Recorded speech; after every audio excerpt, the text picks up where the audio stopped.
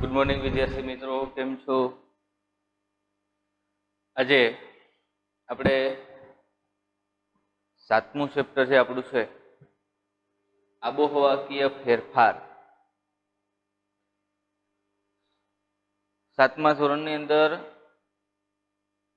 ભારતની આબોહવા એ પાઠ જોઈ ગયા, એમ સાથે સાથે વિજ્ઞાનની અંદર પણ તમે આબોહવા અને હવામાન આ બંને વિશેનો અભ્યાસ કરી ગયા છો। સમાજ અને વિજ્ઞાન, સામાજિક વિજ્ઞાન અને વિજ્ઞાન અને ટેકનોલોજી, આ બંને વિષયોની અંદર હવામાનને લગતો અભ્યાસ આપણે કરી ગયા છે, આબોહવાને લગતો અભ્યાસ આપણે કરી ગયા છે। વિશ્વની આબોહવા અત્યારે જે ક્લાઇમેટ ચેન્જ, આબોહવા પરિવર્તન જે થાય છે, ગ્લોબલ વોર્મિંગની જે સ્થિતિ ઊભી થઈ છે, આ કયા કયા કારણો શા માટે થાય છે, એ તમામ બાબતો અને એમની અસર કઈ પડે છે, એવી જે બાબતો છે તે બાબતો અત્યારે આપણે આમાં જોવાની છે। એટલે કે આ જે આબોહવાકીય ફેરફારો થવાને કારણે પૃથ્વી ઉપર કેવી કેવી ઘટનાઓ બને છે, એ જે ઘટનાઓ છે એનો ટૂંકમાં આપણે થોડો ઘણો અભ્યાસ કરવાનો છે। આવી નાની બાબતો છે, હવામાન કે આબોહવા કે એમના ફેરફારો, પરિવર્તન જે થાય છે માનવ જીવન ઉપર, પ્રાણી સૃષ્ટિ ઉપર, પૃથ્વી ઉપર જે કંઈ એમની અસરો થાય છે, એવી બાબતો 7મા ધોરણની અંદર બંને વિષયોની અંદર ખૂબ સરસ રીતે આપણે સમજાવેલું છે ડીપમાં। અહીંયા વિશ્વ લેવલની જે આબોહવા છે એ બાબત અભ્યાસ કરવાનો છે। આ આબોહવાને કારણે કઈ પરિસ્થિતિ ઊભી થશે અને અત્યારે કઈ પરિસ્થિતિ ઊભી થઈ છે, ગ્લોબલ વોર્મિંગની જે ઘટના બની છે, ગ્રીન હાઉસ ઇફેક્ટ જે ઊભી થઈ છે, એ બાબત માનવ જીવન અને પૃથ્વીને કેટલા પ્રમાણમાં નુકસાન કરશે તે અહીંયા આપણે જોઈએ। ચાલો, સૌ પ્રથમ આપણે બીજા પાઠની અંદર જે પૃથ્વીના આવરણો છે એમાંનું એક આવરણ, એટલે એ આપણું આવરણ હતું વાતાવરણ। આમના વિશે આપણે થોડોક અભ્યાસ કર્યો હતો કે પૃથ્વીની આજુબાજુ વાતાવરણ વીંટળાયેલું છે, સમગ્ર પૃથ્વીની આજુબાજુ, અને આ વાતાવરણને કારણે સજીવ સૃષ્ટિને એ ઉપયોગી બને છે। એટલે અહીંયા શું કીધું છે તો કે પૃથ્વીની ચારે બાજુ વીંટળાઈને આવેલા હવાના આવરણને વાતાવરણ કહેવામાં આવે છે। આપણી આજુબાજુ જે વાતાવરણ જે છે, આપણને જે વાયુઓ મળે છે, ઓક્સિજન વાયુ મળે છે તે, અને સાથે સાથે બીજા અન્ય વાયુઓ પણ જે વાતાવરણની અંદર ભળેલા છે તે, અને આપણને હવા પણ જીવવા માટે જે જરૂરી છે તે બધી વસ્તુઓ જે છે, રસકણો છે, આ તે અલગ અલગ વસ્તુઓ જે છે એ બધું શું છે તો કે એ વાતાવરણ છે, પૃથ્વીની આજુબાજુ ફરતું હોય તે બધું વાતાવરણ માનવ પ્રવૃત્તિઓને લીધે પ્રદૂષિત થઈ રહ્યું છે। જો ત્યારે જ આપણે આ વાત કરી હતી બીજા પાઠની અંદર જ કે વાતાવરણ અત્યારે પ્રદૂષિત થઈ રહ્યું છે। કઈ પ્રવૃત્તિ તો કે માનવ પ્રવૃત્તિઓને કારણે વાતાવરણ પ્રદૂષિત। માનવ પ્રવૃત્તિ એટલે કઈ પ્રવૃત્તિ? દાખલા તરીકે અત્યારે ઉદ્યોગો જે છે, વાહનના ધુમાડાઓ જે છે, ખોદકામ જે આપણે કરીએ છીએ તે, મોટા યંત્રો જે વાપરીએ છીએ તે, પ્લેન, અવકાશીય પદાર્થો છે તે, આવી બધી પ્રવૃત્તિઓ અત્યારે થઈ રહી છે, અને એ પ્રવૃત્તિઓને લીધે આ વાતાવરણ છે એ પ્રદૂષિત થાય છે। દિલ્હીની અંદર વારંવાર વાતાવરણ પ્રદૂષિત, હવા પ્રદૂષિત થાય છે। શાંઘાઈ એ સૌથી વધારે પ્રદૂષિત શહેર થતું જાય છે। માણસને જીવવા માટે જે શુદ્ધ હવા જોઈએ એ હવા મળતી નથી, એમનો શ્વાસ રૂંધાવા લાગે છે, ત્યારે આપણે એ માનીએ છીએ કે વાતાવરણ દૂષિત છે। તો આવી જે વાતાવરણને દૂષિત કરવાની પ્રવૃત્તિઓ આપણે ઊભી કરી છે, માણસ માત્ર એ ઊભી કરી છે, અને એનું પરિણામ જે ભોગવવાનું છે એ પણ આપણે જ ભોગવવાનું છે। જ્યાં સુધી પૃથ્વી અને આજુબાજુનું વાતાવરણ શુદ્ધ હશે ત્યાં સુધી માનવ જીવન માટે સારામાં સારું એ બાબત રહેશે. માનવ જીવનને જ એમનું લાભદાયક ફાયદો મળશે વાતાવરણ. અને જેટલું આપણે વાતાવરણને પ્રદૂષિત કરીશું એટલું જ આપણને એ નુકસાનકારક પણ રહેશે. આગળ તો કે ઉદ્યોગ, કારખાના, પાવર સ્ટેશન અને વાહનો દ્વારા વાતાવરણ પ્રદૂષિત થાય છે. જો આજે વાતાવરણ દૂષિત થાય છે એમના કારણો મેં આપણે આગળ વાત જે કરી તેમ, એટલે કે અત્યારે જે ઉદ્યોગો, વિશ્વ જે રીતે ઉદ્યોગો પાછળ પડી છે અને જે રીતે ઉદ્યોગોની સ્થાપનાઓ, કારખાનાઓની જે સ્થાપનાઓ થાય છે અને તેમાંથી નીકળતા ધુમાડા, તેમાંથી નીકળતા પ્રદૂષિત વાયુઓ, આ વાયુઓ છે એ વાતાવરણને, પાણીને, પૃથ્વીને બધાને નુકસાનકારક છે. માનવ જીવનને તે નુકસાનકારક છે, કારણ કે તેમની અંદર ખૂબ પ્રમાણમાં કેમિકલ હોય છે, તે આપણે સારી રીતે જાણીએ છીએ. અને એ ક્યાં ભળે છે તો કે વાતાવરણ સાથે ભળે છે. વાતાવરણ સાથે ભળે છે એટલે હવામાં અને રજકણોમાં ભળે છે. જે હવા આપણે શ્વાસ દ્વારા લઈએ છીએ અને એ આપણા શરીર સુધી પહોંચે છે અને આપણા શરીરને નુકસાન કરે છે, આપણી તંદુરસ્તીને નુકસાન કરે છે. પાવર સ્ટેશનો, અત્યારે હાલ જે અણુ મથકો ઊભા કરવામાં આવ્યા છે, વીજળી ઉત્પાદન કરવા માટેના જે પાવર સ્ટેશનો ઊભા કરવામાં આવ્યા છે, આ પાવર સ્ટેશનોની અંદર પુષ્કળ પ્રમાણમાં પ્રદૂષણ ફેલાતું હોય છે. અને એ સાથે સાથે વાહનો, રસ્તા ઉપર જગ્યા રહી નથી, કારણ કે રસ્તાઓ ઉપર વાહનોની સંખ્યા વધી ગઈ છે અને વાહનોમાંથી જે નીકળતા ધુમાડાઓ જે છે એ ધુમાડાઓ આપણી આજુબાજુના વાતાવરણમાં ભળે છે અને આપણા વાતાવરણને એ દૂષિત અથવા તો પ્રદૂષિત કરે છે. વૈશ્વિક તાપમાન વધવાથી તાપમાન, પવનની દિશા અને ભેજ વગેરેમાં જે ફેરફાર થાય છે તેને આબોહવાકીય ફેરફાર કહે. સરસ. હવે પ્રશ્ન એ, આબોહવાકીય ફેરફાર એટલે શું? તો કે જ્યારે વૈશ્વિક તાપમાન વધવાથી વિશ્વનું તાપમાન ધીરે ધીરે, આ છેલ્લા 100 વર્ષની અંદર પૃથ્વીનું તાપમાન વધતું જાય છે. 0.6 સુધી તાપમાન વધારે થઈ ગયું છે અને જે વૈજ્ઞાનિકો અને હવામાન શાસ્ત્રીઓ અને જે કોઈ પણ છે એ લોકો ઘણું બધું અનુમાન કરે છે 2050 સુધીમાં આ જે તાપમાન છે એ 1 થી 1.5 ડિગ્રી સરેરાશ પૃથ્વીનું તાપમાન વધી જશે. સરેરાશ તાપમાન વધવું એટલે ખૂબ પ્રમાણમાં તાપમાન વધવું થાય. 1 ડિગ્રી તાપમાન સરેરાશ વધે તો પણ પૃથ્વી છે એ ખૂબ પ્રમાણમાં ગરમ થઈ જાય છે. તો એ કેટલું તાપમાન વધે છે, કેટલું નુકસાનકારક થશે પૃથ્વીને? ઘણી વખત આપણે ગ્લોબલ વોર્મિંગ બાબતો ઉપર અભ્યાસ કરતા હોઈએ ત્યારે આપણે ઘણી વખત જોતા હોય છે કે પૃથ્વીને અગ્નિ રૂપે, અગ્નિના ગોળા રૂપે ચિતરવામાં આવે છે. એમની પાછળનું કારણ તો કે ગ્લોબલ વોર્મિંગ એ બતાવે છે કે કેવડી પ્રમાણમાં પૃથ્વી ગરમ થાય છે. અને એ ગરમ થવાનું કારણ શું? તો કે જે આ પ્રદૂષિત વસ્તુઓ જે છે, આ પ્રદૂષિત કરનારા જે કંઈ પણ માધ્યમો જે છે તેમને કારણે આ તાપમાન દિવસે ને દિવસે વધતું જાય છે. આખું વિશ્વ એ ગ્લોબલ વોર્મિંગ, તાપથી અત્યારે જે કંઈ પણ પરેશાન છે,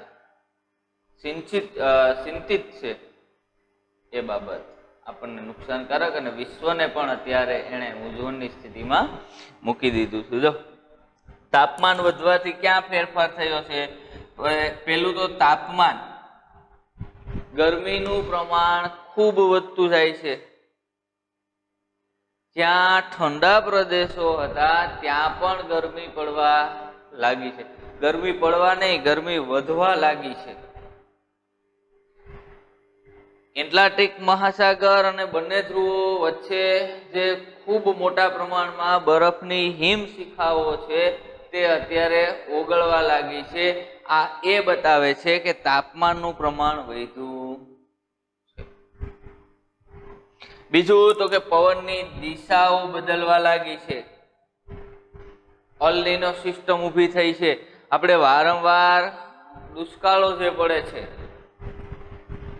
એ દુષ્કાળો પાછળની પવનની દિશા જવાબદાર છે, અલ્નીનો સિસ્ટમ જવાબદાર છે. તો કે જે આપણી પવનની દિશા હતી તે બદલાય આ વર્ષે. અને આપણે અત્યારે અહીંયા આપણા ગુજરાતની અંદર ખૂબ પ્રમાણમાં વરસાદ પડ્યો છે. આમ તો ભારતના સમગ્ર ભાગમાં અને ઉત્તર ભાગમાં ખૂબ પ્રમાણમાં વરસાદ પડ્યો છે. અને એમનાથી આગળ જોવા જાવ તો કચ્છની અંદર જે વરસાદ પડતો એ વરસાદ વધી ગયો છે. તેમની પાછળ જવાબદાર કોઈ હોય તો એ પવનની દિશા છે. દિશાઓ બદલાય છે. જ્યાં વરસાદ વધારે પડતો ત્યાં વરસાદ ઓછો થયો છે. દક્ષિણ ગુજરાતની અંદર વધારે વરસાદ હતો, આ વખતે એ દક્ષિણ ગુજરાતની અંદર સૌરાષ્ટ્ર અને કચ્છ કરતા ઓછો વરસાદ છે. એ બતાવે છે પવનની દિશા બદલાય છે. સાથે સાથે તો કે ભેજનું પ્રમાણ જે છે તેમાં પણ ફેરફાર થયો છે. જે અરબ સાગરમાંથી આવતા જે પવનો છે તે પવનો ગુજરાતને વરસાદ આપે. બંગાળની ખાડીમાંથી જે પવનો ઊભા થાય છે અને એની અંદર ખૂબ પ્રમાણમાં ભેજ હોય છે.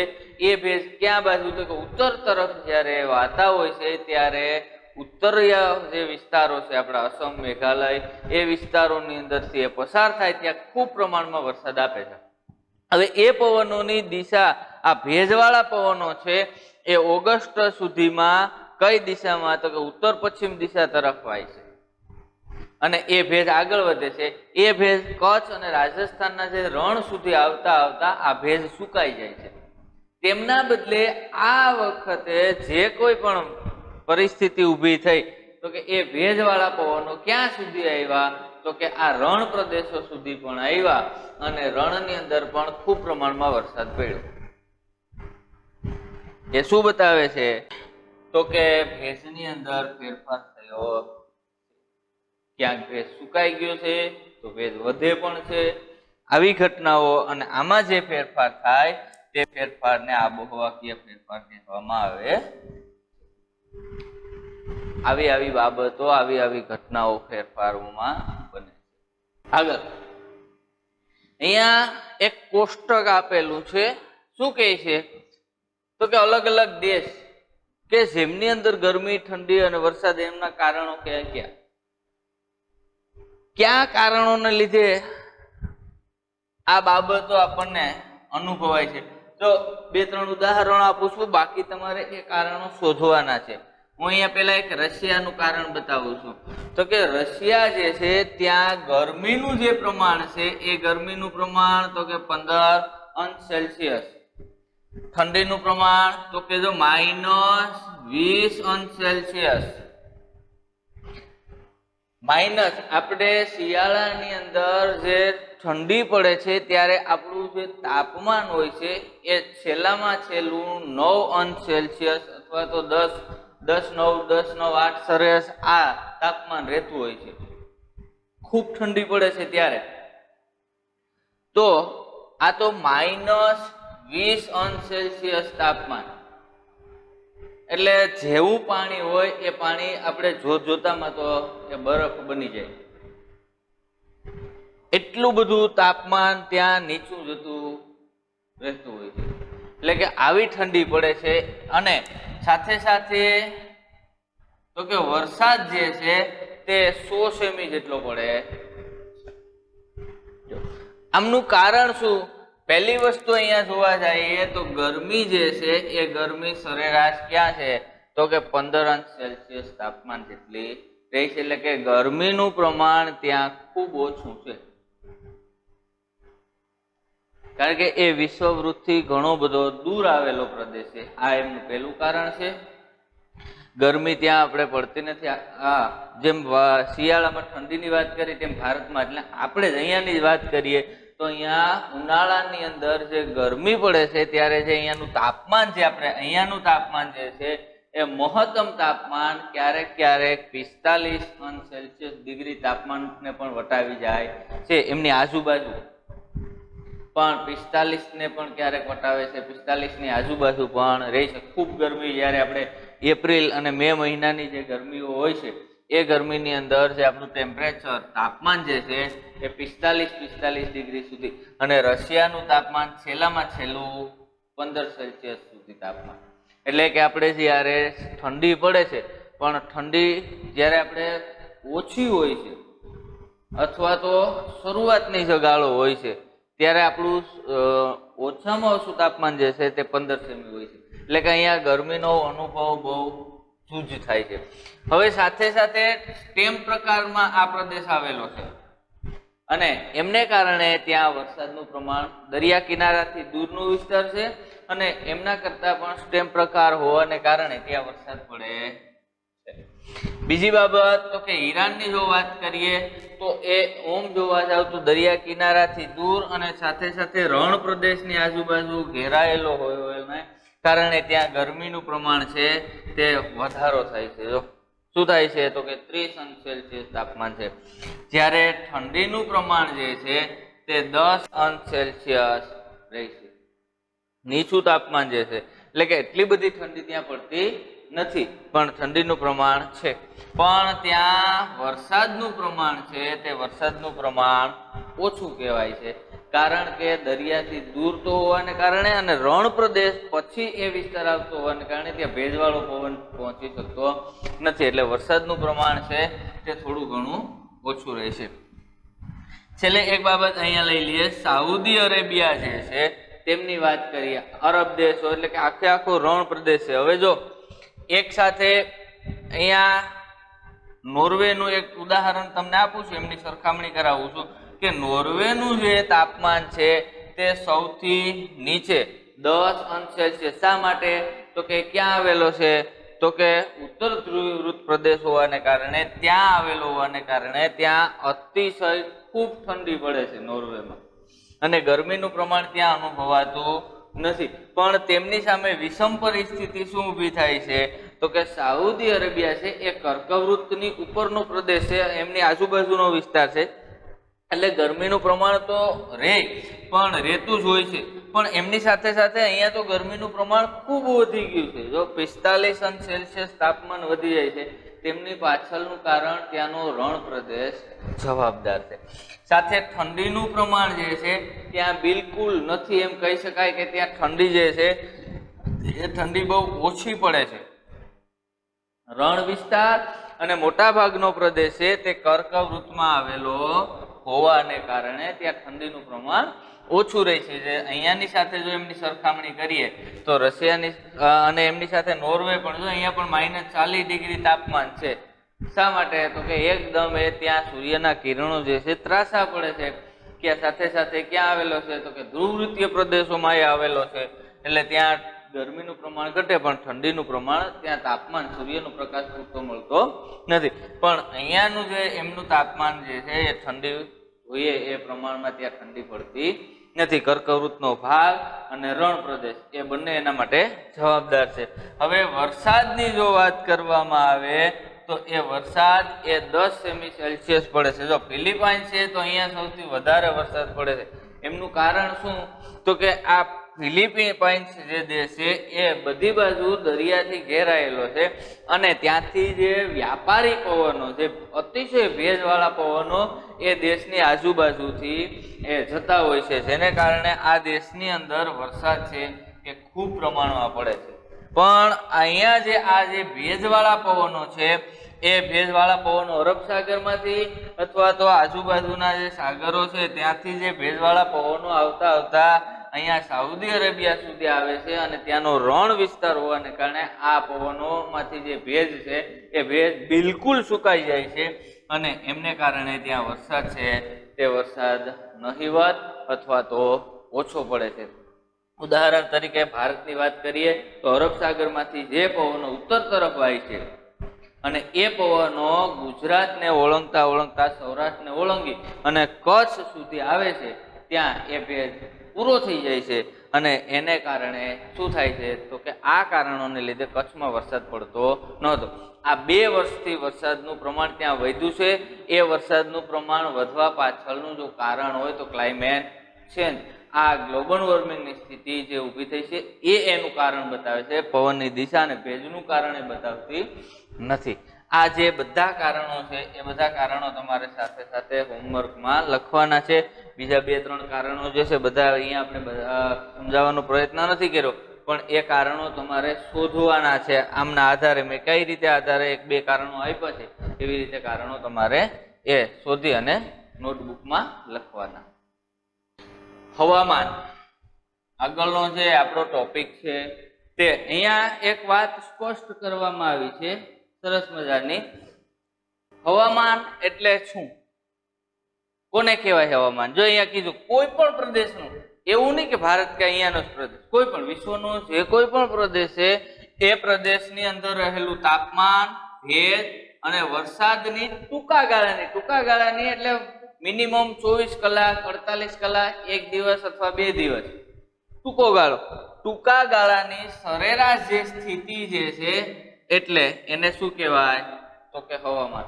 કોઈ પણ પ્રદેશની આ તાપમાન, ભેજ, વરસાદના ટૂંકા ગાળાની સરેરાશ સ્થિતિ જેમને કહેવામાં આવે છે હવામાન.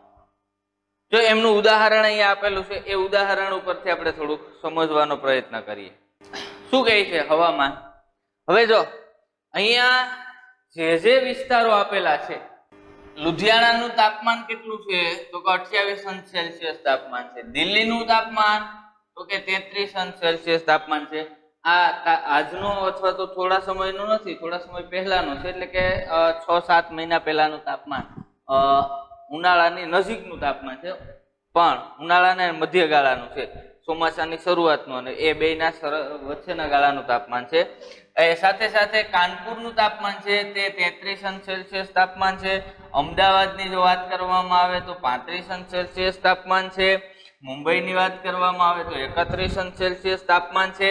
હવે વાત જે કરવામાં આવી છે તે દક્ષિણ ભારતની વાત કરવામાં આવી છે, અને બેંગ્લોરની જો વાત કરવામાં આવે તો 25°C તાપમાન છે. અને એમની સાથે સાથે થેનીની જે વાત કરવામાં આવી છે, એમની તમિલનાડુની વાત કરવામાં આવે તો ત્યાંનું 25°C તાપમાન છે. જો અહીંયા શું બતાવે છે તો કે અલગ અલગ પ્રદેશોએ અલગ અલગ તાપમાનની સ્થિતિ ઊભી થઈ છે, અને એ ટૂંકા ગાળાની છે. અહીંયા જે અહીંયાનું તાપમાન છે એ વધઘટ થતું રહેશે, એટલે કે ટૂંકા ગાળાનું, કાયમ માટેનું, આ લાંબા ગાળાનું નથી. શિયાળો આવશે એટલે આ જે અહીંયાનું દિલ્હી, લુધિયાણા કે હિમાચલ પ્રદેશ કે અહીંયાના જે કંઈ પણ છે, આ જે 28°C તાપમાન છે એ માઇનસની આજુબાજુ આ તાપમાન શિયાળાની અંદર જતા રહેશે. હાલ અત્યારે આ 28 બતાવે છે, તો ઉનાળો આવશે ત્યારે બેંગ્લોર કે હૈદરાબાદનું જે તાપમાન 30°C બતાવે છે. આ વધારે પડતો ચોમાસાની જે ઓક્ટોબર મહિનાનો ગાળો જે છે એ ગાળો એમની આજુબાજુના ગાળાનું આ તાપમાન બતાવે. તો જ્યારે એપ્રિલ મહિનો હશે ત્યારે એનું તાપમાન અહીંયાનું જે છે એ 45-50 આજુબાજુ આ તાપમાન જતું રહેશે. તો આ શું બતાવે છે તો કે અલગ અલગ પ્રદેશોનું જે તાપમાન છે, ભેજ છે, વરસાદની સ્થિતિ છે એ બતાવે છે. પછી અહીંયા વરસાદ હોય છે તો ત્યાંનું તાપમાન ઘટાડો થતો હોય છે, એટલે કે ટૂંકા ગાળાની સરેરાશ સ્થિતિ જેને કહેવામાં આવે છે હવામાન. હવે વાત કરવામાં આવે છે આબોહવા એટલે શું. આગળ જે વાત કરી એને આપણે કહેતા હતા હવામાન. હવામાન એટલે કોઈ પણ પ્રદેશની સરેરાશ ટૂંકા ગાળાની સ્થિતિ. તો આબોહવા એટલે કોઈ પણ પ્રદેશની લાંબા ગાળાની સ્થિતિ. શબ્દ એમના એમ જ છે, ટૂંકા ગાળાની અને લાંબા ગાળાની. હવામાન એટલે ટૂંકા ગાળાની, આબોહવા એટલે લાંબા ગાળાની. શબ્દોમાં કોઈ ફેર પડતો નથી, થોડા ઘણા સિવાય. જો અહીંયા કોઈ પણ પ્રદેશના, એટલે કે કોઈ પણ પ્રદેશ લઈ લો, ત્યાંનું 30-35 વર્ષથી વધારે વર્ષના, જો લાંબો ગાળો લીધો છે. આગળ આપણે વાત કરી તે કઈ કરી તો કે વધીને મહિનો, દિવસ, 1 દિવસ, 24 કલાક, આ પણ અહીંયા આબોહવાની અંદર 30-35 વર્ષના સરેરાશ તાપમાન, ભેજ અને વરસાદની સરેરાશ સ્થિતિ એટલે શું કહેવાય તો કે આબોહવા. લાંબા ગાળાની જે છે એ પરિસ્થિતિ દક્ષિણ ગુજરાત અને કચ્છની જે આબોહવાની વાત કરવામાં આવે તો એ કેવી આબોહવા થશે તો કે સૂકી આબોહવા છે. અહીંયા છે એ કેવી છે તો કે એ સૂકી નથી, ઉત્તર ભારતની વાત કરવામાં આવે તો એ સમ અથવા તો સમશીતોષ્ણ આબોહવા છે. જ્યારે દક્ષિણ ભારતની વાત કરવામાં આવે તો એ ગરમ આબોહવા છે. રણની આરબ દેશો જે છે ત્યાંની વાત કરવામાં આવે તો એ કેવી આબોહવા છે તો કે ગરમ આબોહવા છે. જ્યારે ધ્રુવ ઋતુની વાત કરવામાં આવે તો એ કેવી આબોહવા છે તો કે એ ઠંડી શીત કટિબંધોને કારણે શીત આબોહવા છે. એટલે એ લાંબા ગાળાની શરત કે ત્યાં દર વર્ષે એક વર્ષ માટે કે થોડા સમય માટે નહીં પણ દર વર્ષે ત્યાં ઠંડી કેવી પડે છે વધારે. તો કોઈ પ્રદેશ એવા છે કે ત્યાં દર વર્ષે ગરમી કેવી પડે છે તો કે વધારે. દક્ષિણ ભારતની અંદર ઉનાળાની અંદર સરેરાશ તાપમાન 45 સેલ્સિયસ જેવું રહેતું હોય છે. એ એક વર્ષ માટે ક્યારે એવું થઈ જાય છે કે ઉનાળાની અંદર દક્ષિણ ભારતની અંદર માઇનસમાં તાપમાન ગયું હોય? ના, એવું બનતું નથી. તો ઉત્તર ભારતની અંદર પણ શિયાળાની અંદર માઇનસ સુધીનું તાપમાન જતું હોય છે. તો ત્યાં એવું નથી કે શિયાળાની અંદર ક્યારેય પણ એવું બન્યું છે ઓચિંતાનું કે 30, 35, 40, 45 ડિગ્રી તાપમાન જતું રહ્યું? ના, એ સરેરાશ એમની સ્થિતિ છે. તો એ લાંબા ગાળા સુધી આપણે અનુભવીએ છીએ કે એક વર્ષ પૂરતી જ અનુભવી છે એવું નથી. હા, ક્યારેક ક્યારેક ક્લાઇમેટ ચેન્જને કારણે આવું બને છે. હમણાં થોડા વર્ષોથી તો આ પરિસ્થિતિ ખૂબ વધી છે, પણ એમને કારણે ત્યાંની આબોહવા બદલાઈ ગઈ છે એવું કહેવાય નહીં. લાંબા ગાળા સુધી જે ફેરફારો થતા હોય, સરેરાશ ફેરફારો જે આ બધા બાબતોમાં થતા હોય, તાપમાનમાં, ભેજમાં, વરસાદમાં, તો એ તમામ બાબતોને આપણે કહી શકીએ છીએ તો કે એને છે તે આબોહવા છે. જો અહીંયા ઉદાહરણો દ્વારા આપણે થોડુંક સમજીએ. અહીંયા આ જે આબોહવા છે એ એકદમ સૂકી આબોહવા છે. આ જે આબોહવા અહીંયાની બતાવે છે એ શું બતાવે છે તો એકદમ ઠંડી આબોહવા બતાવે છે. અહીંયા આપણે અનુમાન કરી શકીએ કે અહીંયા ગરમી છે એમનું પ્રમાણ વધારે છે. અહીંયાનું અનુમાન જો હવામાનનું આપણે આબોહવાનું કરવું હોય તો અહીંયા ઠંડીનું પ્રમાણ છે તે વધારે છે. આ ભાગ જે છે એ દરિયા કિનારાની આબોહવા છે અથવા તો વરસાદીય વિસ્તારો જે છે એ વરસાદીય વિસ્તારોની આબોહવા છે. જો અહીંયાની આબોહવા છે એ નહીં ગરમ અથવા નહીં ઠંડી, આવી આબોહવા છે. એટલે કે દરિયા કિનારાની આબોહવા, ત્યાં અતિશય ગરમી પણ પડતી નથી, ત્યાં અતિશય ઠંડી પણ પડતી નથી. અહીંયા અતિશય ઠંડી પડે છે તો અહીંયા અતિશય ગરમી પડે છે. આ શું બતાવે છે? આબોહવા બતાવે છે. આ સાથે સાથે રણ પ્રદેશની આબોહવા અને રણ પ્રદેશની સાથે સાથે લીલી વનસ્પતિ વાળો પ્રદેશ એમ ગણી શકાય છે. એટલે આ આબોહવા જે છે એ આબોહવા સરેરાશ લાંબા ગાળાની સ્થિતિને બતાવે છે. આ જે બાબત થઈ તે હવામાન અને આબોહવા પ્રાસ્તાવિક અને વિવિધ દેશોની બાબતો. આવતા જ્યારે લેક્ચરની અંદર આપણે મળશું ત્યારે ગ્રીન હાઉસ ઇફેક્ટ એટલે શું, ગ્રીન હાઉસ એટલે શું, ગ્લોબલ વોર્મિંગ, એમના વિશે આપણે અભ્યાસ કરી